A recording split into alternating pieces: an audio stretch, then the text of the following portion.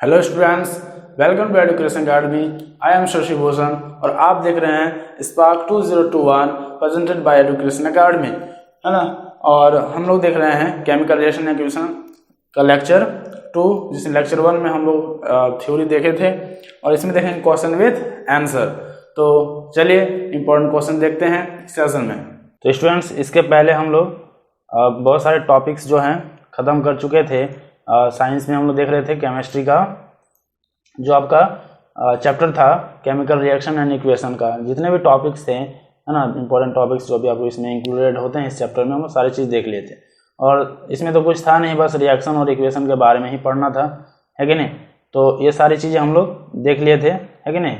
जो क्या था, रिएक्शन और इक्वेशन जो था, दोनों सारी चीज़ें हम लोग देख लिए थे। तो अब बात करते हैं, इसमें हम लोग सिर्फ टाइपिकल क्वेश्चन की बात करेंगे, है कि नहीं, जो कि आप समझ सकते हैं कि बहुत ही जो इम्पोर्टेंट रहेंगे आपके जो एग्जाम के बेसिस पे रहेगा, ठीक है। और उसके साथ साथ हम लोग आंसर भी आपको करवाते चलेंगे। तो बहुत ही मज़ेदार होने वाली है सेशन, पूरा वीडियो देखें और मज़े उठाइए इस वीडियो का। तो चलिए सेशन करते हैं शुरू। और सबसे पहला क्वेश्चन आपकी स्क्रीन पर देखिए कि translate the following statements into chemical equation. आपको क्या करना है कि जो भी स्टेटमेंट आपको दिए जाएंगे उसके इक्वेशन में चेंज करने हैं और बैलेंस भी करने हैं। तो सबसे पहला क्या है कि हाइड्रोजन गैस कंबाइंस, जो हाइड्रोजन गैस को कंबाइन किया जाएगा नाइट्रोजन के साथ, मतलब हाइड्रोजन और नाइट्रोजन को आपको रिएक्शन करवाना है। किसके लिए? अमोनिया बनाने के लिए, टू फॉर्म अमोनिया, मतलब कि अमोनिया बनाने के लिए। देख रहे हैं ना, ये हाइड्रोजन और आपका नाइट्रोजन। तो क्या करेंगे जी, हाइड्रोजन और नाइट्रोजन है। तो चलिए फिर बात करते हैं आंसर पर कि यदि आंसर देखा जाए तो आप देख रहे हैं ना, ये N2 आपको दिख रहा होगा, इधर H2 दिख रहा है ना। ये दोनों गैसेस होते हैं जिस कारण से हम लोग N2 और H2 ले लेते हैं। बाकी आपका ये NH3 बना लिया, है ना, अकॉर्डिंग टू क्वेश्चन बोला है अमोनिया का फॉर्मूला आपको NH3 होता है। लेकिन इसमें बैलेंस हम लोग को करना पड़ेगा क्योंकि सिर्फ इक्वेशन ही लिखने से नहीं होगा, बाकी हमको बैलेंस भी करना है, आपको यहाँ पर दिख रहा होगा। तो चलिए जी बैलेंस करते हैं। तो यहाँ पर N2 और N2 तो दिख रहा है, बैलेंस्ड है। और बाकी जो आपको यहाँ पर H2 दिख रहा है कि नहीं, लेकिन यहाँ पर क्या दिख रहा है, H3 दिख रहा है, ये गड़बड़ कर गया। तो इसके कारण से हम लोग क्या करते हैं कि ये 3 था, तो इसको हम लोग जब हम लोग को 3 बनाने के लिए यहाँ पर 3 देना पड़ेगा। तो देख रहे हैं कि 3 नहीं बल्कि 6 बन गया। तो जिस कारण से हम लोग यहाँ पर 2 दे देने से N भी आपका जो नाइट्रोजन है वो भी आपका बैलेंस हो गया और हाइड्रोजन भी बैलेंस हो गया, है कि नहीं। तो फिर इस तरीके से हम लोग बैलेंस भी कर लिए और इक्वेशन भी बना दिए, है ना। आपको मालूम होगा कि जो भी चीज़ें होती हैं स्टेटमेंट, उसको सिंबलाइज्ड करना ही इक्वेशन कहलाता है।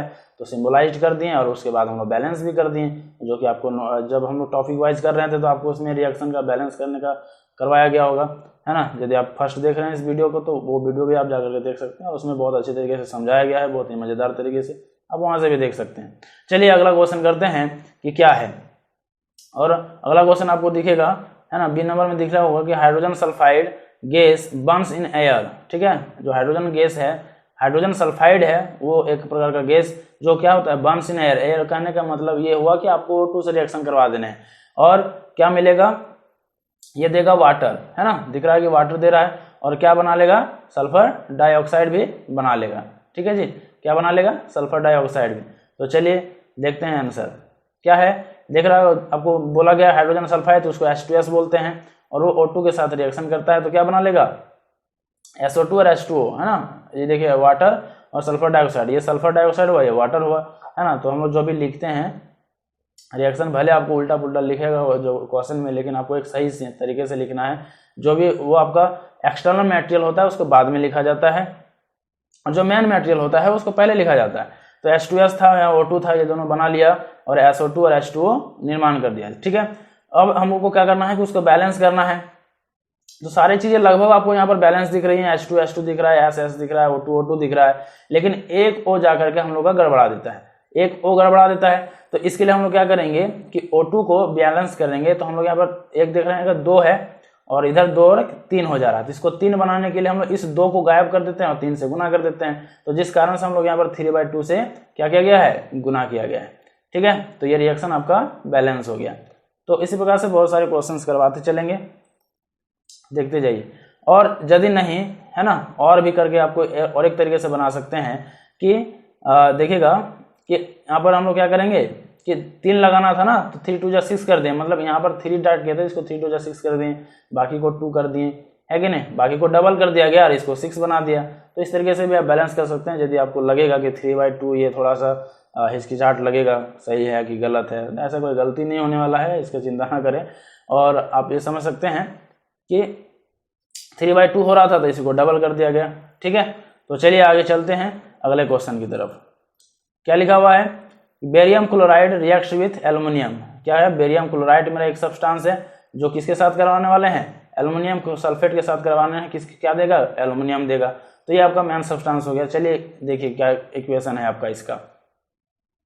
और अच्छा, एल्युमिनियम क्लोराइड बनाएगा जी, एल्युमिनियम क्लोराइड बनाएगा एंड ए प्रिसिपिटेट, ठीक है, और प्रिसिपिटेट ऑफ बेरियम सल्फेट बनाएगा। तो ये सारे क्वेश्चंस हैं, मैंने सारी चीजें जो जो मिलेंगे आपको वो सारे दे दिए गए हैं। तो देखते हैं क्या मिलना है।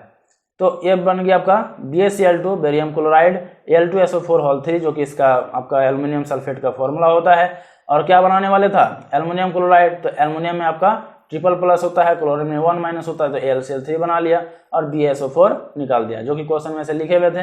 लेकिन मेरा काम है इक्वेशन लिखना नहीं बल्कि इसको बैलेंस भी करने हैं। तो चलिए बैलेंस कर दिए जी। देखिए ये मिल गया हम लोग का बैलेंस इक्वेशन, देख रहे हैं ना। क्या किया गया, बेरियम था यहाँ पर भी बेरियम बराबर था। इधर करते करते लास्ट में हम लोग का क्या मिल गया, 3BaCl2 मिल गया, Al2SO4 कर दीजिएगा, TaLCl3, और सारी चीजों को देखेंगे। इस प्रकार से आपको बैलेंस इक्वेशन मिल गया होगा। तो पहले इस तरीके से आप इक्वेशन बना लीजिएगा, फिर आराम से पेंसिल से उसको क्या करने हैं, बैलेंस करने हैं। ये दिमाग में जरूर रखिएगा कि बैलेंस कैसे करना है, ठीक है। पेंसिल का यूज करना है, कॉपी को गंदा ना करें, ये आपके लिए नेगेटिव पॉइंट दे सकते हैं कॉपी गंदा रहने से, ठीक है। तो जितनी ज़्यादा साफ लिखेंगे उतना उसको ज़्यादा दिखेगा, है ना, क्योंकि सब जो भी चेकर रहता है सब चश्मा लगाए रहते हैं, इसलिए बिल्कुल कॉपी को गंदा ना करें, सही तरीके से बनाएं। पहले पेंसिल का यूज़ करें, फिर आप पेन चला दें, ठीक है। तो फिर चलिए अगले क्वेश्चन में। डी नंबर में आपका क्या क्वेश्चन है कि यदि पोटेशियम मेटल है, रिएक्ट करता है किसके साथ, वाटर के साथ, और गिव पोटेशियम हाइड्रोक्साइड, और क्या कहता है, पोटेशियम हाइड्रोक्साइड देता है ना, हाइड्रोजन गैस बनाता है। तो चलिए देखिए क्या बनाता है, देख रहे हैं ना आपका यहाँ पर ये आ गया, पोटेशियम आ गया, इधर H2 आ गया, पोटेशियम और H2 क्या बना लिया, KOH बना लिया, और हाइड्रोजन गैस रिलीज कर दिया गया। तो उसी चीज को हम लोग बैलेंस करेंगे। यहाँ पर K था, ठीक है, यहाँ पर H2 भी था, यहाँ पर H2 हो गया और एक H एक्स्ट्रा हो गया। तो उसके चक्कर में हम लोग क्या किए, इसी का बैलेंस का जैसा जैसे हम लोग इसको किए थे हूबहू ऐसे बनाए। देखिए सबको डबल डबल दे दिया गया और हम लोग को सबको बैलेंस कर दिया गया। H2 है, देखिए 4 हो गया, यहाँ पर भी 2 को 4 कर दिया गया, वो है, सब बैलेंस हो गया। तो इसी प्रकार से आपको देखने हैं कि, है ना, 1 2 दे 3 दे करके सबको धीरे धीरे बैलेंस कर लेना है। चलिए क्वेश्चन तो क्लियर हो गया। अब अगला देखते हैं 2 नंबर में क्या है। When hydrogen sulphide gas is passed through a blue solution of copper sulphate, जब हाइड्रोजन सल्फाइड को जो गैस है आपको पास किया जाता है किसके साथ, blue solution of copper sulphate. तो blue solution of copper sulphate के साथ पास किया जा रहा है, तो बनेगा क्या भाई ना, ब्लैक प्रिसिपिटेट और एंड, है ना, कॉपर सल्फाइड, ठीक है। ये कुछ एक्स्ट्रा लिखा गया होगा। ब्लैक प्रिसिपिटेट बनता है जो किसका, कॉपर सल्फाइड का, is obtained and then sulphuric acid so forms remains in the solution. The reaction is an example of dash. तो ये किसका एग्जाम्पल है आपको बताने हैं, समझ रहे कि नहीं समझ रहे हैं। क्या बोला गया कि हाइड्रोजन सल्फाइड गैस जब पास किया जाएगा ब्लू सॉल्यूशन के साथ, याद रखिएगा कि H2S है, ब्लू सॉल्यूशन है कॉपर सल्फेट का, तो H2S प्लस कॉपर सल्फेट हो गया, है कि नहीं। H2S प्लस CuSO4 हम लोग को इक्वेशन मिल गया वहां से, और वो क्या बना लेता है, ब्लैक प्रिसिपिटेट बनाता है किसका, कॉपर सल्फाइड का, मतलब कॉपर सल्फाइड मिल गया, है ना, CO और सल्फ्यूरिक एसिड मिल गया। तो ये सारे तरीके से हम लोग H2SO4 जो हम बोल सकते हैं, सल्फ्यूरिक एसिड मिल गया, और ले करके सारे चीजें मिले, तो ये चीज बनाया क्या है कि नहीं। तो आप इक्वेशन को लिखेंगे ना तो आपको पता चल जाएगा। देखिए हम भी इक्वेशन को लिखते हैं, और तो ये बोला कि कॉम्बिनेशन रिएक्शन होगा, डिस्प्लेसमेंट रिएक्शन होगा, या डिकम्पोजिशन रिएक्शन होगा, या फिर डबल डिस्प्लेसमेंट होगा, है ना। ये सारे ऑप्शंस हैं और हम लोग देखते हैं कि क्या बना पाते हैं। देखिए डबल डिस्प्लेसमेंट होगा, इसका एक्सप्लेनेशन। तो गाइस हाइड्रोजन सल्फाइड को लिख सकते हैं H2S, है कि नहीं। और यदि लिखना चाहें, है ना, कि जो ब्लू सॉल्यूशन था आपका कॉपर सल्फेट का, तो आप उसको क्या लिखना चाहेंगे, CuSO4 लिखना चाहेंगे, है कि नहीं। अब रिएक्शन का साइन देकर के हम लोग क्या बनाना है जी, black precipitate of copper sulphide बनाने हैं। तो कॉपर सल्फाइड यदि बनाइएगा तो क्या बनाइएगा, मतलब क्या बनाना है, CuS बनाना होगा, ठीक है। और जो सल्फ्यूरिक एसिड बोले तो H2SO4 बना दीजिएगा, जो कि आपका क्या दिख रहा है कि आप यहाँ पर H2 देख रहे थे, जो इसके साथ क्या था, सल्फर था सिर्फ, और यहाँ पर कॉपर के साथ सल्फेट था। लेकिन यहाँ पर जा करके देख रहे हैं कि एक्सचेंज हो गया है एक दूसरे के साथ। तो ये Cu बना ले लिया किसको, जो हाइड्रोजन में जो आपका S था, यहाँ पर आप देख रहे हैं कि इसके पास क्या था, हाइड्रोजन के साथ S था। लेकिन यहाँ पर आप जाकर देखेंगे तो Cu के साथ यहाँ पर S मिल गया है, और H2 जो था, है ना, आप यहाँ पर Cu के पास था SO4 का, तो वहाँ पर ले लिया SO4। आप देख रहे हैं कि दोनों ही एक्सचेंज कर लिया गया है जी। तो इसी के कारण से हम इसको क्या बोल दिए हैं, डिस्प्लेसमेंट जो है डबल वाला है, डबल डिस्प्लेसमेंट रिएक्शन बोल दिए हैं, है ना। तो आप देख सकते हैं इसका एक्सप्लेनेशन वैसे ही था। तो फिर चलिए आगे। Which of the following reaction is endothermic reaction, बोला कि कौन सा रिएक्शन जो है आपका इंडोथर्मिक को दिखाता है कि नहीं। इंडोथर्मिक मतलब आप समझते हैं कि जो आपका क्या करेगा, हीट को एब्जॉर्ब करेगा। वैसा रिएक्शन जिसमें आपको हीट देना पड़ जाएगा, उसी चीज को हम लोग क्या बोल देंगे कि ये इंडोथर्मिक रिएक्शन है जी। तो चलिए फिर, है ना, देखते हैं कौन कौन से आपके ऑप्शंस मिल रहे हैं। ये लिखा हुआ है बर्निंग ऑफ कॉयल, जब बर्निंग ऑफ कॉयल होगा तो वो आपको इंडोथर्मिक कहलाएगा। Decomposition of vegetable matter into compost, जो डिकम्पोजिशन में जो भी वेजिटेबल है उनको जब सड़ा गला हो जाएगा, कंपोस्ट बनेगा, उसको बोलेंगे। यहाँ पे decomposition of calcium carbonate to form quick lime, जब कैल्शियम कार्बोनेट का डिकम्पोजिशन होगा तो ये बनाएगा quick lime and carbon dioxide, और कार्बन डाइऑक्साइड तब वो कहलाएगा, है ना। या फिर प्रोसेस ऑफ रेस्पिरेशन, जब प्रोसेस हम लोग रेस्पिरेशन का प्रोसेस जो होता है, जो सांस लेते हैं हम लोग, क्या वो इंडोथर्मिक होगा, मतलब क्या उसमें हम लोग लेंगे कि नहीं लेंगे हीट, क्या लेते हैं क्या नहीं लेते हैं। तो इस प्रकार से हम लोग बर्निंग ऑफ कॉयल हम लोग बोल सकते हैं कि इंडोथर्मिक रिएक्शन है। तो चलिए देखते हैं क्या है आपका आंसर, ऑप्शन सी। तो बर्निंग ऑफ कॉयल क्या हो गया कि वो जल रहा है ना जी, लेकिन उसमें बर्निंग ऑफ कॉयल में क्या हो गया, एक्सोथर्मिक हो गया, है ना, इंडोथर्मिक हो नहीं हुआ वो। आप समझ रहे हैं कि नहीं समझ रहे हैं कि बर्निंग ऑफ कॉयल करने मतलब कुछ भी यदि बर्निंग होता है तो वो हीट देता है, ये जान रहे हैं कि नहीं जान रहे हैं। तो इस हिसाब से हम लोग का वो इंडोथर्मिक नहीं बल्कि एक्सोथर्मिक है। तो एक्सोथर्मिक क्या होता है कि आपको उसमें से हीट निकलता है, ठीक है। तो ये इंडोथर्मिक पूछ रहा था, तो इंडोथर्मिक पूछेगा तो इसका मतलब आपको क्या देना पड़ेगा, हीट उसमें देना पड़ेगा। तो decomposition of calcium carbonate to form quick lime and carbon dioxide, इस चीज में आप देख रहे होंगे कि आपका हीट को क्या किया जाएगा, वो लेगा।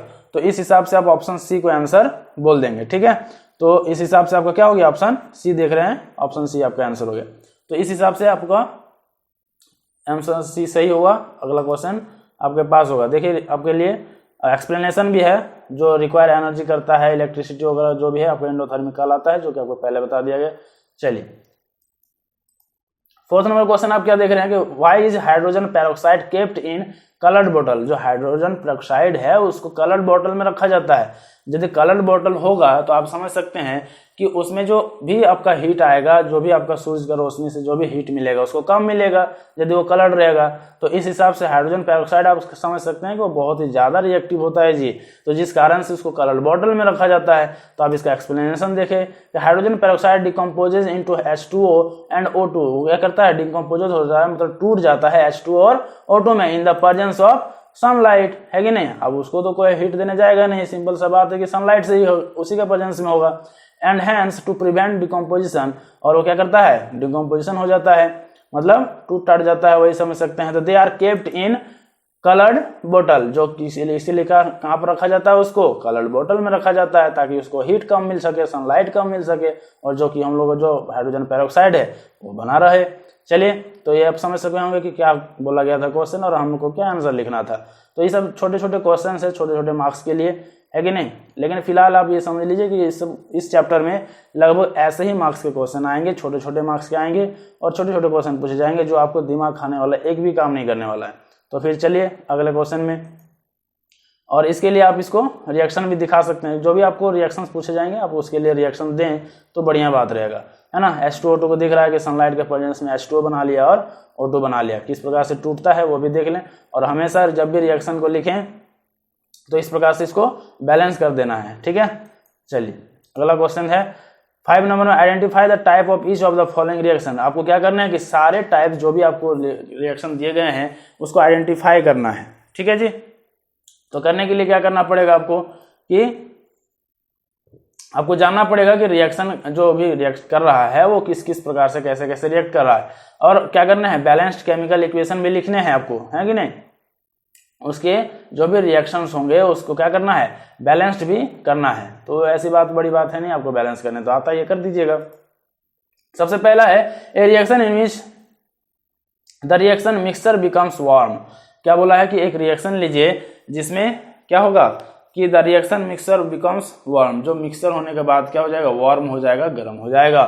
चलिए, तो एक्सोथर्मिक रिएक्शन वो क्या कहलाएगा, एक्सोथर्मिक रिएक्शन कहलाएगा। जो reaction in which heat is released क्या हो जाएगा गर्म हो जाएगा, मतलब गर्मी देगा, है कि नहीं जी। Along with formation of products, जब वो प्रोडक्ट्स बनेगा तब। तो इसके लिए है ना बर्निंग ऑफ नेचुरल गैस बोल सकते हैं, क्या बर्निंग ऑफ नेचुरल गैस बोलते हैं, जो कि क्या हो गया CH4 methane gas natural gas माना जाता है कि नहीं माना जाता, हम लोग घर में यूज तो करते हैं जी। तो इस प्रकार से जब वो गर्म होता है तो CO2 मिलता है, H2O मिलता है, और साथ साथ में आपको हीट भी मिलता है कि नहीं। तो ये सब हो गया हम लोग का जब क्या होगा इक्वेशन आपको लिखने थे, बैलेंस्ड इक्वेशन भी लिखा गया है ना, और जो बोला गया था कि जब हम लोग रिएक्शन करेंगे तो वो क्या हो जाएगा वार्म हो जाएगा। तो देख रहे हैं ना हीट रिलीज हो रहा है ना, वार्म हो ही गया है, अब देख रहे हैं। चलिए फिर ये क्वेश्चन का आंसर हो गया, और आगे चलते हैं। अब क्या है दूसरा question, A reaction in which N insoluble substance is formed, है ना। एक आपको इक्वेशन लेने हैं जो क्या बताएगा आपको कि वैसा रिएक्शन जो इनसोल्युबल होगा, मतलब कि थोड़ा मोड़ा कम घुलेगा, लगभग में घुलेगा।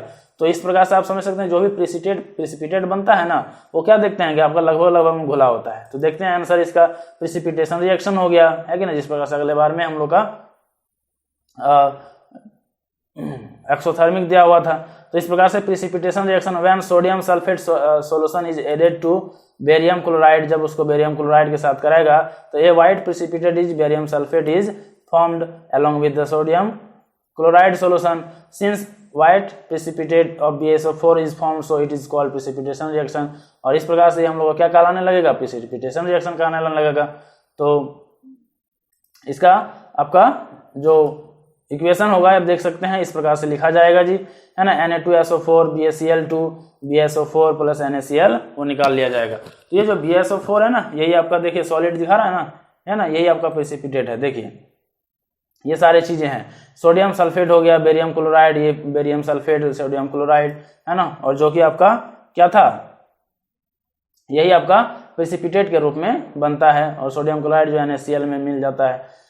तो इस प्रकार से हम लोग ये है ना 5 का B नंबर भी आप देख रहे हैं कि ये इस तरीके से आपको पूछा जाएगा कि वो सीधा सीधा आपको नहीं बोलेगा कि हमको प्रेसिपिटेशन रिएक्शन चाहिए जी, उसका डेफिनेशन बताओ, उसका एग्जांपल लिखो, ऐसे घुमा फिरा के पूछेगा। लेकिन आपको समझना है कि इनसॉल्युबल सब्सटेंस मांग रहा है तो कैसे हम लोग काम करेंगे। चलिए अगला क्वेश्चन है आपके पास 6 नंबर में, रीड द गिवन पैसेज। हम ना आपको जो भी इंस्ट्रक्शन दिए गए हैं, पैसेज दिए गए हैं, उसको पढ़िए और जवाब दीजिए। P, Q and R 3 substances लिए गए हैं, 3 एलिमेंट्स लिए गए हैं, विच अंडरगो केमिकल रिएक्शन, जिसको रिएक्शन करवाया जाता है केमिकल तरीके से, according to the following equations, है ना। इस तरीके से इसको अलग अलग, है ना, इसको आपको नाम नहीं लिखे गए हैं, बस आपको रिएक्शन दिखा दिया गया है। आप उसी चीज को अनुभव कीजिए कि क्या क्या इसमें एलिमेंट्स हो सकते हैं। बनाया है P2O3 plus 2Q2O3 plus 2P बना दिया गया, 3RSO4 इस प्रकार से बनाया गया है, 2Q है ना, Q2SO4 होल 3 प्लस 3R बनाया गया। तो इस सारी चीजों में आप क्या देख रहे हैं कि एक के पास है ना P2O3, देखिए P2O3, और Q के आपके पास है ना नहीं था, लेकिन आ गया उसके पास। इसमें भी देखिएगा RaSO4 था, माना SO4 का जो ताकत है वो R के पास था, और Q के पास कुछ नहीं था, बेचारा भिखारी था। लेकिन आगे देखिए ना Q2SO4 होल 3 ये लूटपाट किया है Q, है कि नहीं। अगला देखते हैं क्या उसमें भी वैसे ही है क्या, 3RO plus 2P P2O3 plus 3R, देख रहे हैं कि नहीं,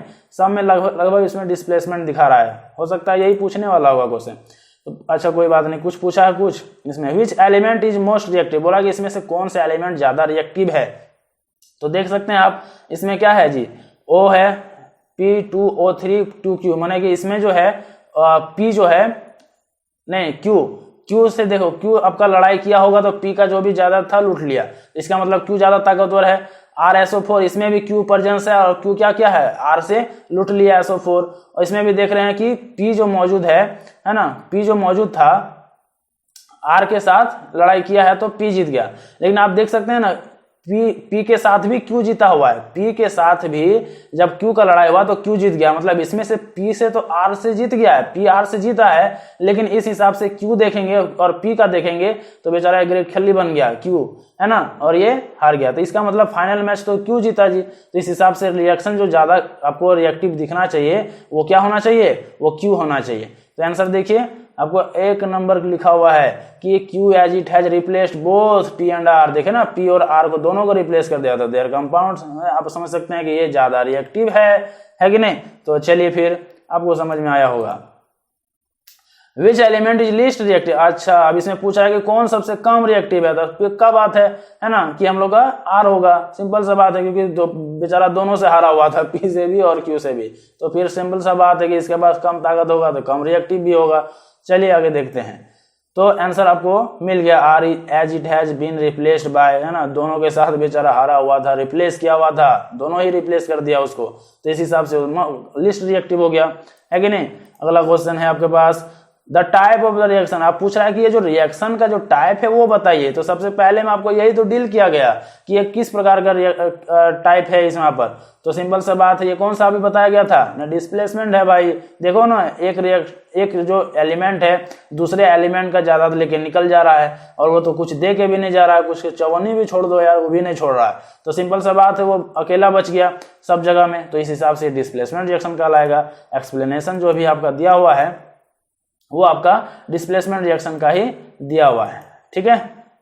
अच्छा, ऑप्शन दिया हुआ था जी इसमें, तो कोई बात नहीं, डिस्प्लेसमेंट रिएक्शन आपका हो जाएगा, ऑप्शन ए सही होगा, है ना। चलिए अगला क्वेश्चन देखिएगा।